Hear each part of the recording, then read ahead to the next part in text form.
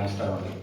ఈరోజు ఈ కార్యక్రమానికి విచ్చేసిన మన వైఎస్ఆర్టీసీ జోనల్ ఇన్ఛార్జ్ తిరుపతి, కడప, నెల్లూరు మన నారపరెడ్డి రాజారెడ్డి గారికి, అలాగే మన మండల రాజేష్ కుమార్ గారు వైఎస్ఆర్టీసీ రాష్ట్ర ప్రధాన కార్యదర్శి గారు, అలాగే నేను జిల్లా, నా పేరు Varaprasad Reddy, trade union vice president జిల్లా, అలాగే సునీల్ గవాస్కర్ ప్రధాన కార్యదర్శులు.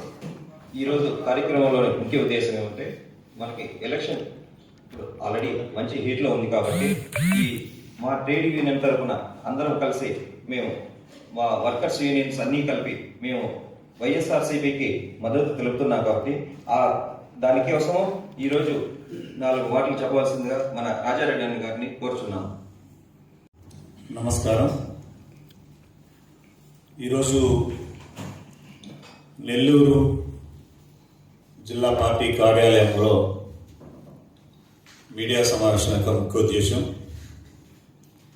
రాష్ట్రంలో జరుగుతున్నటువంటి పార్లమెంట్, అసెంబ్లీ ఎన్నికల నేపథ్యంలో వైఎస్ఆర్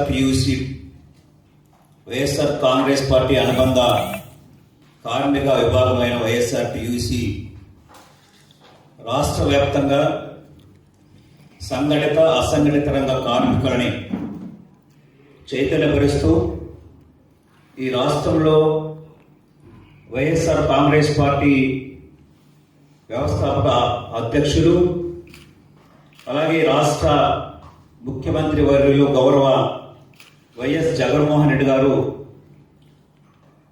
ప్రతిపక్షంలో ఉన్నప్పుడు చేసినటువంటి పాదయాత్ర సందర్భంగా కార్మికులకు ఇచ్చినటువంటి వాగ్దానాన్ని 100కు 100% నెరవేర్చిన సందర్భంగా మేము కార్మికులతో ఈ సమావేశాలను ఏర్పాటు చేసుకొని ముఖ్యమంత్రిగా వైఎస్ జగన్మోహన్ రెడ్డి గారిని మరొకసారి ఈ ఎన్నికల్లో గెలిపించాలని, అలాగే పార్లమెంటు సభ్యులు అందరిని కూడా ఈ ఎన్నికల్లో గెలిపించాలని, ముఖ్యంగా ఈ జిల్లాలో, నెల్లూరు జిల్లాలో జరుగుతున్నటువంటి ఎన్నికల్లో అందరినీ వైఎస్ఆర్ కాంగ్రెస్ పార్టీ అభ్యర్థుల్ని గెలిపించాలని, ముఖ్యంగా నెల్లూరు జిల్లా ఎంపీ అభ్యర్థిగా పోటీ చేస్తున్నటువంటి మన పెద్దలు విజయసాయిరెడ్డి గారిని ఎంపీగా గెలిపించాలని చెప్పేదానికోసమనే వైఎస్ఆర్టీయూసీ తరఫున ఈ సమావేశం నిర్వహిస్తున్నాం. మిత్రులారా, ముఖ్యంగా కార్మికులు ఎందుకు పెట్టాలి, ఎందుకు ఓటు వేయాలి, జగన్మోహన్ రెడ్డి గారికి ఎందుకు ఓటు వేయాలి అనేది కార్మికులకు ఎందుకు చెప్పాలంటే, గతంలో ముఖ్యమంత్రిగా ఉన్నటువంటి చంద్రబాబు నాయుడు కాంట్రాక్ట్ వ్యవస్థ తీసుకొని వచ్చి ముఖ్యంగా యూనివర్సిటీలో కానీ, విద్యా వ్యవస్థలో కానీ, పారిశ్రామిక రంగంలో కానీ అన్నిటిలో ఒక పోలీస్ వ్యవస్థ తప్ప మిగతా అన్ని వ్యవస్థల్లో కాంట్రాక్టీకరణ తీసుకుని వచ్చిన ఘనత చంద్రబాబు నాయుడు గారిది. ఈ కాంట్రాక్టీకరణ తీసుకొని వచ్చిన తర్వాత అన్ని యూనివర్సిటీల్లో పోస్టులు ఖాళీగా ఉన్నాయి.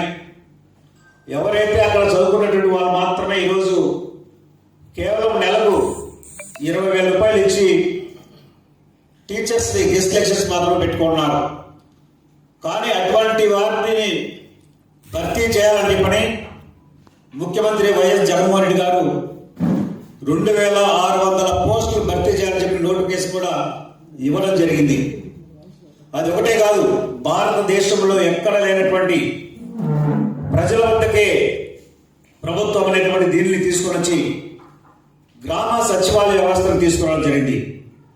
నవరత్నాలలో భాగంగా ముఖ్యంగా ఈరోజు మనం చూస్తున్నాం, ఈ రాష్ట్రంలో జరుగుతున్నటువంటి పథకాలు, ప్రభుత్వం సంబంధించినటువంటి ఎన్ని సంక్షేమ పథకాలన్నీ కూడా ఉదయం 6 గంటలకు, ముఖ్యంగా పెన్షన్స్ ఉదయం 6 గంటలకే ఉండేటువంటి ఎవరైతే వితంతులు ఉన్నారో, ముసలి వాళ్ళు ఉన్నట్టు వాళ్ళ దగ్గరికి తీసుకొచ్చినది 10,000 పైగా గ్రామ సచివాలయాన్ని తీసుకొని వచ్చి ప్రతి గ్రామ సచివాలయంలో 12 మందిని ఏపీపీఎస్ ద్వారా ఉద్యోగ భర్తీ చేసి ఈరోజు గ్రూప్ 1, గ్రూప్ 2 చదువుకున్నటువంటి చాలా మంది ఉద్యోగులకి అప్పుడే 1,50,000 ఉద్యోగ అవకాశాలు కల్పించిన చరిత్ర వైఎస్ జగన్మోహన్ గారిది. వాలంటీర్లు దాదాపు 2,50,000 మంది పైగా నిరుద్యోగులని ఇంటి దగ్గర పని చేసుకుంటూనే గౌరవ వేతనంగా 5,000 ఇస్తూ వాలంటీర్ వ్యవస్థ తీసుకొని వచ్చింది జగన్మోహన్ రెడ్డి గారు. అలాగే ఒకటే కాదు, జిఐఎస్ సదస్సు అనేది విశాఖపట్నంలో నిర్మించి 13,000 కోట్ల రూపాయల పెట్టుబడిని తీసుకొచ్చిన ఘనత జగన్మోహన్ రెడ్డి గారిది. లేదా ముఖ్యంగా ఆర్టీసీని మనం ఈరోజు చూస్తున్నాం. ఆర్టీసీని ప్రైవేటీకరణ చేసే దశలో గత ముఖ్యమంత్రి చంద్రబాబు నాయుడు గారు ఉంటే ప్రైవేటీకరణ కాదు, ఆర్టీసీ అనేది రాష్ట్రానికి వెన్నెముక లాంటిదని చెప్పని ఈ ఆర్టీసీని కార్పొరేషన్ ని ప్రభుత్వాలు విలీనం చేసుకుని వాళ్ళందరినీ కూడా ఆర్టీసీ ఉద్యోగులుగా చేసిన ఘనత మన వైఎస్ జగన్మోహన్ రెడ్డి గారిది. అది ఒకటే కాదు, 4 కోట్లు తీసుకొని వచ్చారు. అలాగే సిద్ధార్థులు తీసుకొని విద్యా వ్యవస్థని మనం చూస్తున్నాం.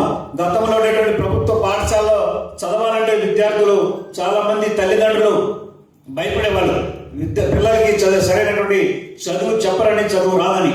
కానీ ఈరోజు ఇంగ్లీష్ మీడియం అనేది తీసుకొని వచ్చి అన్ని స్కూళ్ళలో కూడా ఈరోజు నాడు నేడుని, రైతు భరోసా కేంద్రాలని, ఇలా అనేకమైనటువంటి విద్య, వైద్యం, అలాగే మిగతా అన్ని రంగాల్లో కూడా ముందుకు పోతున్నటువంటి ఒక జగన్మోహన్ రెడ్డి గారి ప్రభుత్వమే. కాబట్టి రైతులకి అందరికీ మేలు చేసినటువంటి ఘనత జగన్మోహన్ రెడ్డి గారిది. అందుకోసమనే మేము ఈరోజు కోరుతున్నటువంటి అందరూ కూడా ముఖ్యంగా ఆరోగ్యశ్రీ మనం చూసాం. ఆరోగ్యశ్రీ గతంలో పడక వేసింది. చంద్రబాబు నాయుడు గారు ఆరోగ్యశ్రీకి నిధులు విడుదల చేయాల. కానీ జగన్మోహన్ గారు వచ్చిన తర్వాత నిధులు విడుదల చేస్తూ ఈరోజు 25 లక్షల రూపాయల వరకు ఎవరైనా కానీ 25 లక్షల రూపాయల వరకు ఉన్నటువంటి క్లెయిమ్ చేసుకోవచ్చు అనేది కూడా జగన్మోహన్ గారు తీసుకురావడం జరిగింది. అలాగే విద్యార్థులకు ఫీజు రియంబర్స్మెంట్, ఇట్లా అనేకమైనటువంటి కార్యక్రమాలు తీసుకున్నటువంటి ఘనత జగన్మోహన్ రెడ్డి గారిది. అందుకోసమే జగన్మోహన్ రెడ్డి గారిని మరొకసారి మనం ముఖ్యమంత్రిని చేసుకొని వచ్చి రాష్ట్రంలో ఇప్పటికే ఏదైతే మనం ఇంకా ఉండేటువంటి భర్తీ చేయాలనుకుంటాయో అవన్నీ కూడా భర్తీ చేసుకోవాలంటే, పేదలకి ఫీజు రియంబర్స్మెంట్, మిగతా అనేటువంటి సంక్షేమ పథకాలు అందాలంటే జగన్మోహన్ రెడ్డి గారు రావాలి. ముఖ్యంగా రాష్ట్రంలో చూస్తున్న రాజకీయంగా చంద్రబాబు నాయుడు గతంలో చెప్పాడు, ఈ మధ్యనే చెప్పాడు, ఆయన ఎన్నికలకు ముందే చెప్పాడు, ఈ రాష్ట్రం ఇట్లాంటి సంక్షేమ పథకాలు తీసుకొని వస్తే మరో శ్రీలంక అయిపోతుంది అని చెప్పారు. మేము చంద్రబాబు నాయుడు గారు అడుగుతున్నాం, ఓకే మరో శ్రీలంక అయిపోతుంది కదా, ఈ సంక్షేమ పథకాలు నిలిపేయండి, సంక్షేమ పథకాలు ఇవ్వకుండా మనం, ఎందుకంటే రాష్ట్రం అప్పుల పాలైపోతుంది, అప్పుల పాలైనటువంటి రాష్ట్రం మనం శ్రీలంక అయిపోతుందని చెప్పి ఇవ్వమని చెప్పాలి. అలా కాకుండా ఆయన ఉండేటువంటి మేనిఫెస్టోలు పెట్టారు. 3,000 ఇస్తున్నటువంటి ఏదైతే ప్రభుత్వం మన పెన్షన్ ఇస్తున్నామో ఆ 3,000 వృద్ధుల పెన్షన్స్ ని నేను అధికారంలోకి వస్తే 4,000 ఇస్తామన్నారు. అది ఈ ఎన్నికల సందర్భంగా ఇస్తున్నటువంటి ఇవి కూడా కలిసి రైతుకు సంబంధించినటువంటి రియంబర్స్మెంట్ ఫీజు, రైతులు ఇచ్చినటువంటి అన్ని కూడా ఇస్తామని చెప్పి అంటున్నాడు. అందుకని చంద్రబాబు నాయుడు అడుగుతున్నాం, అంటే జగన్మోహన్ రెడ్డి గారు మాత్రం ఇస్తే శ్రీలంక అవుతుంది, చంద్రబాబు నాయుడు మీరు ఇలాంటి ఇవ్వడం వల్ల మీకు శ్రీలంకలో లేకపోతే వెనుజులా కాదా అని అడుగుతున్నాం. అంటే ఆయన మాత్రం వచ్చేటువంటి మాత్రం కాదు, చంద్రబాబు నాయుడు ఇస్తే మాత్రం శ్రీలంక అవుతుంది. అందుకోసమనే తాను అధికారం రావాలంటే ఏమైనా కానీ ఎట్లాంటి గడ్డైనా తిని అధికారం రావాలంటే మనం చూస్తున్నారు. ఇటువంటి నీచమైనటువంటి రాజకీయాలు చేస్తున్నటువంటి చంద్రబాబు నాయుడు, ఎందుకంటే ప్రజలు చూస్తూనే ఉన్నారు. ఈ రోజు మీ పార్టీ అధికారం రావాలని చెప్పని మీ పార్టీలో ఉన్నటువంటి ఎమ్మెల్యేలని బీజేపీ పార్టీలోకి పంపించి బీజేపీ పార్టీలు ఎన్నికల్లో పోటీ చేస్తున్నారు. ఇటువంటి నీచమైన రాజకీయ దేశంలో ఏ నాయకుడు చేయట్లే. ఎందుకంటే అతనే పంపిస్తున్నాడు, జనపేద పార్టీలోకి పంపిస్తున్నాడు. అదే మండలి బుద్ధప్రసాద్ గారు అంటే ఆయన తెనాలి ఉండేటువంటి ఈయన మన గారిని టీడీపీ నుంచి జనసేన పంపించి ఎమ్మెల్యేగా పోటీ చేస్తాడు. అలాగే రామకృష్ణ గారు నెల్లిమర్లో సంబంధించి ఆయన బీజేపీకి ఏమే మాట్లాడి వాళ్ళ పురంధరేశ్వరాలు మాట్లాడి ఆ పార్టీలో పంపించి పోటీ చేస్తాడు. ఇక్కడ నీచమైనటువంటి రాజకీయాలు చేస్తున్నటువంటి వ్యక్తి చంద్రబాబు నాయుడు. అలాగే పవన్ కళ్యాణ్ గురించి అంత తక్కువ మాట్లాడతాం అంత బెటర్. అందుకని ఈ 3 పార్టీలు ఈరోజు తెలుగుదేశం, జనసేన, బీజేపీ 3 పార్టీలు కట్టకట్టుకొని వచ్చి ఈ రాష్ట్రంలో జగన్మోహన్ రెడ్డి గారిని ఓడించాలనేటువంటి ప్రయత్నం అనేది ప్రజలు ఏమాత్రం కానీ హర్షించరు. మరొకసారి జగన్మోహన్ రెడ్డి గారిని ముఖ్యమంత్రి చేస్తున్నారు. ఈ ముగ్గురు కూడా ఈరోజు ఈ ప్రజలకు ఇచ్చేటువంటి వాగ్దానాలు ఏమాత్రం హర్షించే పద్ధతి లేవు. ఇంకొకటి, ఈ జనసేన పార్టీని ఒకటి ఉన్నది. ఈ జనసేన పార్టీకి ఒక ప్రణాళిక లేదు, ఒక మేనిఫెస్టో లేదు. నేను అధికారంలోకి వస్తే ఏమి చేస్తున్నానని చెప్పేటువంటి పరిస్థితి పవన్ కళ్యాణ్ లేదు. ముగ్గురు కలిపి ఏదో జాయింట్ గా పెడతామని చెప్పి మేనిఫెస్టో పెడుతున్నారు. ఎప్పుడు కూర్చున్నారు, ఎప్పుడు పెట్టారు ఏమీ తెలియదు. కేవలం పవన్ కళ్యాణ్ పార్టీని టీడీపీకి, ముఖ్యంగా చంద్రబాబు నాయుడికి హోల్సేల్ గా ఈరోజు అమ్మేసినటువంటి చరిత్ర పవన్ కళ్యాణ్ ఉన్నది.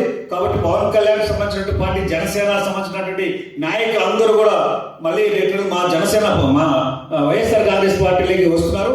అందులో భాగంగానే మీ నెల్లూరు జిల్లాలో కూడా, విజయవాడ, మిగతా అన్ని ప్రాంతాల్లో ఉన్నటువంటి చాలా మంది వైఎస్ఆర్ కాంగ్రెస్ పార్టీ ముఖ్యంగా జగన్మోహన్ రెడ్డి గారికి మద్దతు తెలియజేస్తున్నారు.